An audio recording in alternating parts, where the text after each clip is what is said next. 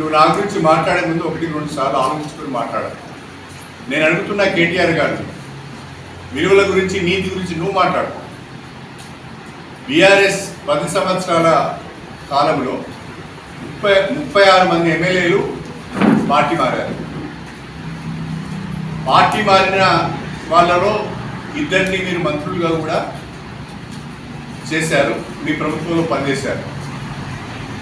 ఇతర పార్టీల నుంచి 36 మంది ఎమ్మెల్యేలను పార్టీలోకి తీసుకొని అందులో 2 మంత్రులను చేసిన నాడు ఈ విలువలు ఈ నీతి నీకు గుర్తుకు రాలేదా?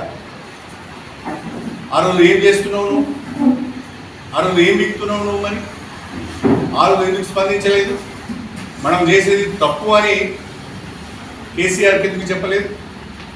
అంటే ఆనాడు మీరు పార్టీ ఫిరాయించిన వాళ్ళను తీసుకొని 5 ఏళ్ళు వాళ్ళతో కలిసి పనిచేసి వాళ్ళకు మంచి పదవులు ఇచ్చి ఊరేగి ఇప్పుడు ఫిరాయింపులు నీతి విలువల గురించి మీరు మాట్లాడుతున్నారు. మీకు ఆ నైతిక హక్కు ఉన్నదా అని